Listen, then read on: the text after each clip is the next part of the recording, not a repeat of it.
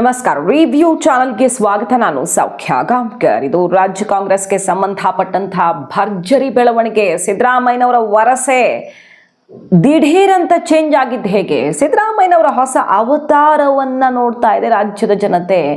ಏನಿದು ಅಚ್ಚರಿ? ಒಂದ್ ಕಡೆ ಡೆಲ್ಲಿ ಕಾರ್ಯಾಚರಣೆ, ಒಂದ್ ಕಡೆ ಸಿದ್ದರಾಮಯ್ಯನವರ ಈ ಹೊಸ ವರಸೆ ಎಲ್ಲರನ್ನ ಅಚ್ಚರಿಗೆ ಒಳಪಡಿಸಿರುವಂತಹ ನಾವು ನೋಡದ ವರಸೆ.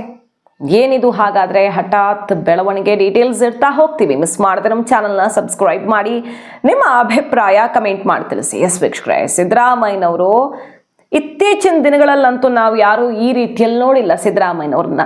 ಅಂತಹದ್ದೊಂದು ವರಸೆಯನ್ನೇ ಎತ್ತಿದ್ದಾರೆ. ಏನು ಶೀಲ್ಡ್, ಯಾಕೆ ಈ ಶೀಲ್ಡ್ ಅನ್ನು ಹಿಡ್ಕೊಂಡಿದ್ದಾರೆ ಅನ್ನೋದು ಗೊತ್ತಿಲ್ಲ. ಇದ್ದಕ್ಕಿದ್ದಂತೆ ನನ್ನನ್ನ ಟಾರ್ಗೆಟ್ ಮಾಡಲಾಗಿದೆ. ಸಿದ್ದರಾಮಯ್ಯನವ್ರ ಬಾಯಲ್ಲಿ ಬರೋ ಮಾತುಗಳ ಯಾವಾಗಲೂ ಮತ್ತೊಬ್ಬರ ಎದೆ ನಡಗಿಸ್ತಿರುವಂತಹ ಸಿದ್ದರಾಮಯ್ಯನವರು ಇವತ್ತು ವೀಕ್ ಆಗಿದ್ದಾರಾ? ಯಾಕೆ ಶೀಲ್ಡ್ ಹಿಡ್ಕೊಂಡಿದ್ದಾರೆ? ಯಾಕೆ ಈ ಜಾತಿ ಅಸ್ತ್ರವನ್ನು ಪ್ರಯೋಗ ಮಾಡಿದ್ದಾರೆ? ಯಾಕೆ ತನ್ನನ್ನ ಟಾರ್ಗೆಟ್ ಮಾಡಲಾಗಿದೆ, ತನ್ನ ಮೇಲೆ ಬಂದಿರುವಂತಹ ಆರೋಪ ಅಂತೆಲ್ಲ ಬಹಳ ಬದಲಾದ ಭಾಷೆಯಲ್ಲಿ ಮಾತಾಡ್ತಿದ್ದಾರೆ. ಅದನ್ನ ನೋಡ್ತಾ ಹೋಗೋಣ. ಮತ್ತೊಂದು ಕಡೆ ಡೆಲ್ಲಿಯಲ್ಲಿ ಏನಾಗ್ತಿದೆ? ರಾಜಣ್ಣವರು ಡೆಲ್ಲಿಗೆ ಹೋಗಿ ಬಂದಿರೋದು, ಸತೀಶ್ ಜಾರಕಿಹೊಳಿ ಅವರು ಶಾಸಕರ ಸಮೇತ ಡೆಲ್ಲಿಗೆ ಹಾರಿರೋದು ವೆರಿ ಇಂಟ್ರೆಸ್ಟಿಂಗ್ ಡೆವಲಪ್ಮೆಂಟ್ ಅಲ್ವಾ? ನೋಡ್ತಾ ಹೋಗೋಣ, ಒನ್ ಬೈ ಒನ್ ನೋಡ್ತಾ ಹೋಗೋಣ. ಕುರಿ ಕಾಯ್ತಾ ಇದ್ದವನು ಸಿಎಂ ಆದದ್ದೇ ಪಟ್ಟಭದ್ರರ ಕಣ್ಣು ಕೆಂಪಾಗಲು ಕಾರಣ ಬರ್ಕೊಂಡಿರೋದಿದು. ಈ ಆರ್ಟಿಕಲ್ ಬರ್ಕೊಳ್ತಾರೆ ಪೇಪರ್ ಒಂದಕ್ಕೆ, ಮತ್ತು ಅದನ್ನ ಆಯ್ದ ಭಾಗಗಳನ್ನ ತನ್ನ ಟ್ವಿಟ್ಟರ್ ಅಲ್ಲಿ ಬ್ಯಾಕ್ ಟು ಬ್ಯಾಕ್ 4 ಟ್ವೀಟ್ ಮಾಡಿ ಶೇರ್ ಮಾಡ್ಕೊಳ್ತಾರೆ. ಸಿದ್ದರಾಮಯ್ಯನವರು ಈ ಟೋನ್ ಕೇಳಿಸ್ಕೊಂಡಿಲ್ಲ ನಾವು ಯಾವತ್ತು. ಅಂದ್ರೆ ವೀಕ್ ಆಗಿ ತನ್ನನ್ನು ತಾನು ಪ್ರೊಜೆಕ್ಟ್ ಮಾಡ್ಕೊಳ್ಳೋದೇ ಇಲ್ಲ. ತಾನು ಟಾರ್ಗೆಟ್ ಒಳಗಾಗಿದ್ದೀನಿ, ತನ್ನನ್ನು ಅಟ್ಯಾಕ್ ಮಾಡ್ತಿದ್ದಾರೆ, ತನ್ನ ಮೇಲೆ ಆರೋಪ ಬರ್ತಿದೆ, ಈ ಥರ ಸಿದ್ದರಾಮಯ್ಯನವರು ತನ್ನನ್ನು ತಾನು ಶೀಲ್ಡ್ ಮಾಡ್ಕೊಳ್ಳೋದನ್ನ ನಾವು ನೋಡೇ ಇಲ್ಲ. ಮಾಧ್ಯಮಗಳನ್ನ ಹೆದರಿಸುವ ಸಿದ್ದರಾಮಯ್ಯನವ್ರನ್ನ ನೋಡಿದ್ದೀವಿ. ಏನೇ ಆದರೂ ವಿಧಾನಸೌಧದಲ್ಲಿಯೇ ಡೋಂಟ್ ಕೇರ್ ಅಂತ ಗುಡುಗುವ ಸಿದ್ದರಾಮಯ್ಯನವ್ರನ್ನ ನೋಡಿದ್ದೀವಿ. ಆದರೆ ನನ್ನನ್ನ ವಿರೋಧಿಗಳು ಈ ರೀತಿ ಬಹುತೇಕ ನನ್ನ ಮೇಲೆ ಆಗ್ತಿರುವ ದಾಳಿಗಳು, ಮಾಡುತ್ತಿರುವ ಟೀಕೆ ಆರೋಪಗಳಿಗೆ ನಾನು ಹುಟ್ಟಿದ ಜಾತಿಯೇ ಕಾರಣ. ನಾನು ಕುರುಬನಾಗಿ ಕುರಿ ಕಾಯ್ತಾ ಇದ್ದವನು ಸಿಎಂ ಆಗಿದ್ದೇ ಇದಕ್ಕೆಲ್ಲ ಕಾರಣ.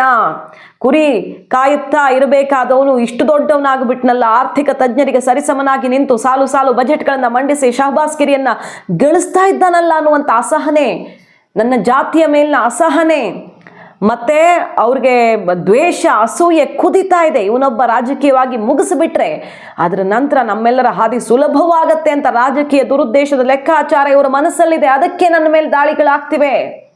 ನೋಡಿ, ಸಿದ್ದರಾಮಯ್ಯನವ್ರ ಈ ಟೋನನ್ನು ನೀವು ಯಾವತ್ತಾದ್ರೂ ಕೇಳಿಸ್ಕೊಂಡಿದ್ದೀರಾ? ಸಾಮಾಜಿಕ ಬದಲಾವಣೆಗೆ ಕೈ ಹಾಕಿದವರೆಲ್ಲರ ವಿರುದ್ಧವೂ ಇಂತಹ ಷಡ್ಯಂತ್ರಗಳು ನಡೆದಿದೆ. ಸೊ ಏನ್ ಷಡ್ಯಂತ್ರ ಆಗಿದೆ?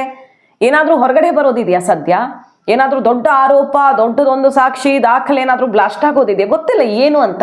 ಹೇಳಿ ಕೇಳಿ ಸ್ನೇಹಮಯಿ ಕೃಷ್ಣ ಬೇರೆ ಇದ್ದಕ್ಕಿದ್ದಂತೆ ಅರೆಸ್ಟ್ ಆಗಿರೋದು. ಗೊತ್ತಿಲ್ಲ ಆ ಕೇಸ್ಗೂ ಈ ಕೇಸ್ಗೂ. ಬಿ ರಿಪೋರ್ಟ್ಗೆ ಲಂಚ ಕೊಟ್ಟು ಬಿ ರಿಪೋರ್ಟ್ ಹಾಕ್ಸಿದ್ದಾರೆ ಅಂತ ಕೋರ್ಟ್ಗೆ ಮತ್ತಷ್ಟು ಸಾಕ್ಷಿಗಳನ್ನ ಕೊಡೋಕೆ ಹೊರಟಿದ್ದ ಸ್ನೇಹಮಯಿ ಕೃಷ್ಣ ರಿವ್ಯೂಗೆ ಎಕ್ಸ್ಕ್ಲೂಸಿವ್ ಆದ ಸಂದರ್ಶನವನ್ನ ಕೊಟ್ಟಿದ್ದಾರೆ. ನೀವು ನೋಡಿದ್ದೀರಿ ಅದನ್ನ. ಕೋರ್ಟ್ ಹೊರಗಡೆನೆ ಅರೆಸ್ಟ್ ಆಗ್ತಾರೆ ಸ್ನೇಹಮಯಿ ಕೃಷ್ಣ. ಇದು ಒಂದು ಕಡೆ. ಸರ್ಕಾರದ ವಿರುದ್ಧ ಅವರು ಮಾಡ್ತಿರುವ ಹೋರಾಟ, ಶಾಲಿನಿ ರಜನೀಶ್ ಮುಖ್ಯ ಕಾರ್ಯದರ್ಶಿಯ ವಿರುದ್ಧವೇ ಸಿಡಿಸಿರುವಂಥ ಬಾಂಬ್ ಮತ್ತು ಸ್ಫೋಟಕ ಸಾಕ್ಷಿಗಳು ಇಡಿಗೆ ಹೋಗಿರೋದು, ಮತ್ತೆ ಸಿಎಂ ಕುರ್ಚಿ ಅಲುಗಾಡಿಸೋದಿಕ್ಕೆ DK ಶಿವಕುಮಾರ್ ಅವರು ದೊಡ್ಡ ಅಸ್ತ್ರ ಪ್ರಯೋಗ ಮಾಡಿದ್ದು, 21 ಶಾಸಕರ ಎನಿ ಟೈಮ್ ರಾಜೀನಾಮೆ ಕೊಡಬಹುದು ಅನ್ನುವಂಥ ಒಂದು ಟ್ರೇಲರ್ ಅನ್ನ ಹೈಕಮಾಂಡ್ ಮುಂದೆ ಬಿಟ್ಟಿದ್ದಾರೆ. ನಾನದಕ್ಕೆ ಹೊಣೆ ಅಲ್ಲ ಅನ್ನೋ ತನಕ ಸಂದೇಶ ರವಾನಿಸಿದ್ದಾರೆ ಅನ್ನೋ ಸುದ್ದಿಗಳು ಪೊಲಿಟಿಕಲ್ ಸರ್ಕಲ್ ಅಲ್ಲಿ ಓಡಾಡ್ತಿರೋದು. ಯಾವ ರೀಸನ್ ಗೊತ್ತಿಲ್ಲ. ಏನ್ ಷಡ್ಯಂತ್ರ ಆಗಿದೆ ಈಗ ನಮಗಂತೂ ಏನು ಕಾಣಿಸ್ತಿಲ್ವಪ್ಪ. ಸಿದ್ದರಾಮಯ್ಯನವ್ರ ವಿರುದ್ಧ ಕುರ್ಚಿ ಅಧಿಕಾರ ಹಂಚಿಕೆ ಅಂತ ಫೈಟ್ ನಡೀತಿದೆ ಬಿಟ್ರೆ ಅಂಥದ್ದು ಏನಾಗಿದೆ ಷಡ್ಯಂತ್ರ? ಈಗ ಸಾಮಾಜಿಕ ಬದಲಾವಣೆ ಕೈ ಹಾಕದವ್ರ ವಿರುದ್ಧನೇ ಷಡ್ಯಂತ್ರ ಆಗತ್ತೆ. ಬುದ್ಧ, ಬಸವಣ್ಣ, ಅಂಬೇಡ್ಕರ್, ಗಾಂಧೀಜಿ, ಪೆರಿಯಾರ್, ನಾರಾಯಣಗುರು, ಕನಕದಾಸರಿಗೆ ಏನು ಅನ್ಯಾಯ ಆಗಿತ್ತು ಅನ್ನೋದನ್ನು ಎಕ್ಸಾಂಪಲ್ ಕೊಟ್ಟು ಯಾವ ರೀತಿ ಟಾರ್ಗೆಟ್ ಮಾಡಲಾಗಿತ್ತು, ಮುಗಿಸುವ, ಗಮನಿಸುವ, ಹಣಿಯುವ ಒಳಸಂಚುಗಳು ನಡೀತಾನೆ ಬಂದಿವೆ. ನನ್ನ ವಿರುದ್ಧವೂ ಕೂಡ ಅಂಥದ್ದೇ ಆಗಿದೆ ಅಂತ ಹೇಳ್ತಿದ್ದಾರಲ್ಲ.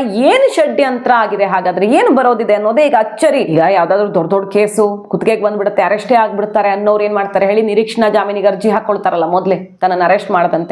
ಆ ಥರದ ಅರ್ಥದಲ್ಲಿ ಇದು ಟ್ವೀಟ್ ಆಯ್ತು. ತನ್ನ ಮುಂದೆ ಏನಾದರೂ ಆಗತ್ತೆ ಅನ್ನೋ ಸುಳಿವು ಸಿದ್ದರಾಮಯ್ಯನವ್ರಿಗೆ ಸಿಕ್ಕಿದ್ಯಾ? ಯಾರೋ ಟಾರ್ಗೆಟ್ ಮಾಡಿದ್ದಾರೆ, ಸಂಚು ಮಾಡಿದ್ದಾರೆ ಅನ್ನುವಂತಹ ಸುಳಿವು ಸಿಕ್ಕಿದ್ಯಾ? ರಾಜಕಾರಣದಲ್ಲಿ ಬಿರುಗಾಳಿ ಬೀಸುವಂತಹ ಒಂದು ಅಟ್ಯಾಕ್ ಆಗಬಹುದು ತನ್ನ ಮೇಲೆ ಅನ್ನುವಂತಹ ಸುಳಿವು ಸಿಕ್ಕಿದ್ಯಾ? ಗೊತ್ತಿಲ್ಲ. ಭಯಂಕರವಾದಂಥ ಸಾಲುಗಳು ಸಿದ್ದರಾಮಯ್ಯನವರ ಬಾಯಲ್ಲಿ ಕೇಳದಿರುವಂತಹ ಸಾಲುಗಳು. ಕುರಿ ಕಾಯುತ್ತಿದ್ದವನು ಸಿಎಂ ಆಗಿದ್ದು ಈಗ ಪಟ್ಟಭದ್ರರ ಕಣ್ಣು ಕೆಂಪಾಗಲು ಕಾರಣವಾಗಿದೆ. ಸಾಮಾಜಿಕ ನ್ಯಾಯಕ್ಕಾಗಿ ನನ್ನ ಉಸಿರಿರೋ ತನಕ ಹೋರಾಟ ಮಾಡ್ತೀನಿ. 4 ದಶಕಗಳ ರಾಜಕೀಯ ಜೀವನ ಎಂದಿಗೂ ಹೂವಿನ ಹಾಸಿಗೆ ಆಗಿರಲಿಲ್ಲ, ಕಲ್ಲು ಮುಳ್ಳುಗಳ ಹಾದಿಯಾಗಿತ್ತು. ನನ್ನನ್ನು ರಾಜಕೀಯವಾಗಿ ಮುಗಿಸಲು ಹಲವಾರು ದೊಡ್ಡ ನಾಯಕರು ಹಲವಾರು ಬಗೆಯ ಕುಟಿಲ ಕಾರಸ್ಥಾನಗಳನ್ನು ಮಾಡಿದ್ದಾರೆ. ಅವುಗಳನ್ನೆಲ್ಲವನ್ನ ಜನತೆಯ ಆಶೀರ್ವಾದದಿಂದ ಗೆದ್ದು ಬಂದಿದ್ದೀನಿ. ಅಂದ್ರೆ ಬೇಕಾದಷ್ಟು ಸಂಚುಗಳು ಹಿಂದೇನೂ ಆಗಿವೆ, ಅದೆಲ್ಲ ಗೆದ್ದು ಬಂದಿದ್ದೀನಿ ಜನರ ಆಶೀರ್ವಾದದಿಂದ. ನನ್ನ ವಿರುದ್ಧ ನಡೆಯುತ್ತಿರುವ ಷಡ್ಯಂತ್ರಗಳಲ್ಲ ಇದು ನನ್ನನ್ನ ನಂಬಿರುವ, ಪ್ರೀತಿಸುತ್ತಿರುವ, ನನಗೆ ನಿರಂತರವಾಗಿ ಆಶೀರ್ವಾದ ನೀಡ್ತಿರುವಂತಹ ನಿಮ್ಮ ವಿರುದ್ಧ ನಡೆಯುತ್ತಿರುವ ಷಡ್ಯಂತ್ರ. ಈ ಷಡ್ಯಂತ್ರ ಅನ್ನುವ ಶಬ್ದ ಪದೇ ಅವರ ವಿವಿಧ ಟ್ವೀಟ್ಗಳಲ್ಲಿ ಕಾಣಿಸ್ತಿದೆ.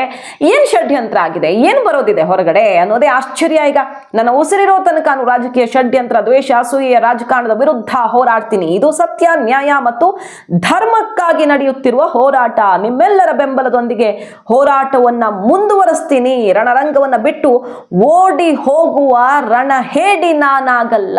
ರಣರಂಗವನ್ನ ನಾನು ಬಿಟ್ಟು ಓಡಿ ಹೋಗಲ್ಲ, ಸೋಲೊಪ್ಕೊಳ್ಳಲ್ಲ ಅಂತ ಹೇಳ್ತಿದ್ದಾರೆ.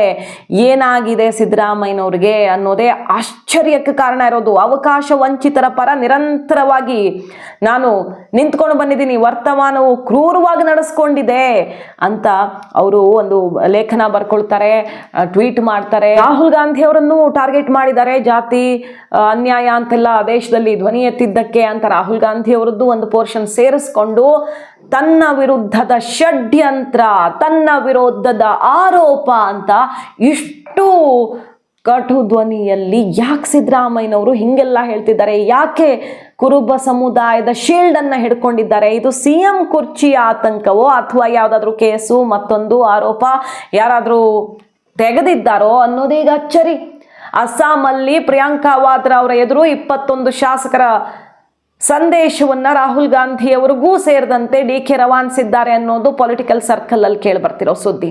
ಇದ್ದಕ್ಕಿದ್ದಂತೆ ಸತೀಶ್ ಜಾರಕಿಹೊಳಿ ಅವರು 12-13 ಎಷ್ಟೋ ಜಿಲ್ಲಾಧ್ಯಕ್ಷರು, ಸುಮಾರು ಜನ, ಒಂದು 7-8 ಜನ ಶಾಸಕರ ಸಮೇತ ಡೆಲ್ಲಿಗೆ ಹಾರ್ತಾರೆ. ಅವರು KPCC ಅಧ್ಯಕ್ಷ ಕುರ್ಚಿ ಪ್ರಯತ್ನದಲ್ಲೂ ಇದ್ದಾರೆ, ಇಲ್ಲ ಅಂತಲ್ಲ. ಸರ್ವೆ ಮಾಡಿಸ್ಲಿ, ನನ್ನ ಪರವಾಗಿದೆ, ಜಿಲ್ಲಾಧ್ಯಕ್ಷಗಳು ನನ್ನ ಪರವಾಗಿದ್ದಾರೆ, ಶಾಸಕರು ನನ್ನ ಪರವಾಗಿದ್ದಾರೆ, ಅಧ್ಯಕ್ಷ ಕುರ್ಚಿ ದಿ ಬೆಸ್ಟ್ ಸೆಲೆಕ್ಷನ್ ಅಂದ್ರೆ ನಾನೇ. ಅಂದ್ರೆ ಅಧ್ಯಕ್ಷ ಕುರ್ಚಿ ಬದಲಾವಣೆ ಮಾಡೋ ಟೈಮ್ ಬಂದಿದೆ. ಈಗ 6 ವರ್ಷ ಆಗುತ್ತೆ DK ಶಿವಕುಮಾರ್ ಅವ್ರದ್ದು ಮಾರ್ಚಲ್ಲಿ. ಸೊ DK ಶಿವಕುಮಾರ್ ಅವರ ಹಠ ಇದ್ದಿದ್ದೇನು, ಎಲ್ಲಿ ತನಕ ನಾನು ಅಧ್ಯಕ್ಷನಾಗಿರ್ತೀನಿ, CM ಕುರ್ಚಿ ಸಿಗೋ ತನಕ, ಆಮೇಲೆ ಬಿಟ್ಟುಕೊಡ್ತೀನಿ ಅಂತ. ಸೊ ಈಗ ಅಧ್ಯಕ್ಷ ಕುರ್ಚಿ ಬಿಡೋ ಸಮಯ ಬಂದಿದೆ ಅನ್ನೋದನ್ನ DKನೇ ಹೇಳಿದ್ದಾರೆ. ಅದರ ಅರ್ಥ ಏನು, CM ಕುರ್ಚಿ ಸಿಗುವ ಸಮಯವೂ ಬಂದಿದೆ ಅಂತ ಇರಬಹುದು. ತಕ್ಷಣಕ್ಕೆ ಅವಕಾಶವನ್ನ ಪಡೆದುಕೊಳ್ಳೋದಕ್ಕೆ ಸಿದ್ದು ಟೀಮ್ ಪ್ರಬಲವಾದ ಅಸ್ತ್ರ ಪ್ರಯೋಗ ಮಾಡಿದೆ. ಸತೀಶ್ ಜಾರಕಿಹೊಳಿ ಅವರು ಇನ್ನೆಲ್ಲದ ಪ್ರಯತ್ನ ಮಾಡ್ತಿದ್ದಾರೆ. ಅದರ ಜೊತೆಗೆ CM ಕುರ್ಚಿ ಪರ ಬ್ಯಾಟ್ ಬೀಸೋದು. ರಾಜಣ್ಣನವರು ಡೆಲ್ಲಿಗೆ ಹೋಗ್ತಾರೆ, ಸತೀಶ್ ಜಾರಕಿಹೊಳಿ ಅವರು ಡೆಲ್ಲಿಗೆ ಹೋಗ್ತಾರೆ, ವೇಣುಗೋಪಾಲ್ ಅವ್ರ ಮೀಟಿಂಗ್ ಪ್ರಯತ್ನ ಆಗುತ್ತೆ. ಸೊ ಇದು ಕ್ಲೈಮ್ಯಾಕ್ಸ್ನ ಕಾರ್ಯಾಚರಣೆ ಅನ್ನೋದು ಕ್ಲಿಯರ್ ಕಟ್ ಆಗಿ ಗೊತ್ತಾಗ್ತಿದೆ. ಒಂದ್ ಕಡೆ ವಿದೇಶಕ್ಕೆ ಹಾರಿರೋದು, 35 ಜನ ಶಾಸಕರು ಹೋಗ್ಬೇಕಿತ್ತು, ಕಡೆಗೆ ಆಗ್ಲಿಲ್ಲ. DK ಶಿವಕುಮಾರ್ ಅವರು ದಾಳ ಉರುಳಿಸಿದ್ರು.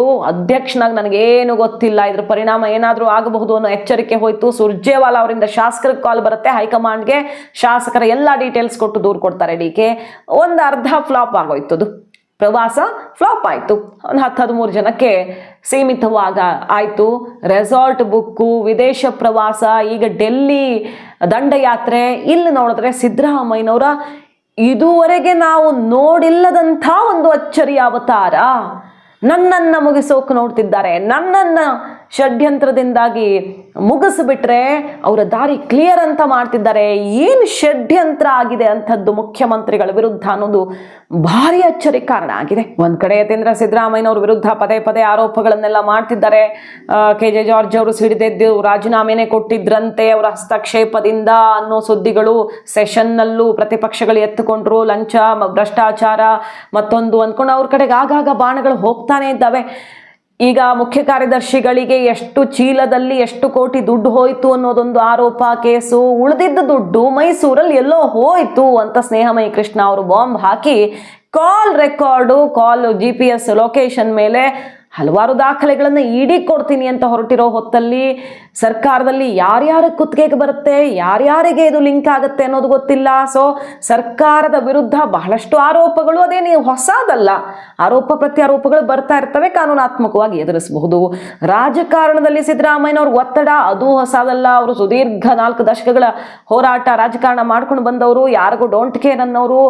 ಇದೇನಿದು ಆಶ್ಚರ್ಯ, ಈ ಸಲ ಹಿಂಗೆಲ್ಲ ಟ್ವೀಟ್ ಮಾಡ್ತಿದ್ದಾರಲ್ಲ ಸಿದ್ದರಾಮಯ್ಯನವರು, ಅಂಥ ಟೆನ್ಷನ್ ಏನು ಆವರಿಸ್ಕೊಂಡಿದೆ ಅನ್ನೋದು ಮಾತ್ರ ಕಾದ್ ನೋಡಬೇಕು. ಅಚ್ಚರಿಗೆ ಕಾರಣವಾಗಿದೆ. ಮಾಹಿತಿ ಇಷ್ಟ ಆಗಿದ್ರೆ ಮಿಸ್ ಮಾಡದೆ ನಮ್ಮ ಚಾನಲ್ನ ಸಬ್ಸ್ಕ್ರೈಬ್ ಮಾಡಿ, ನಿಮ್ಮ ಅಭಿಪ್ರಾಯ ಕಮೆಂಟ್ ಮಾಡಿ ತಿಳಿಸಿ. Thank you.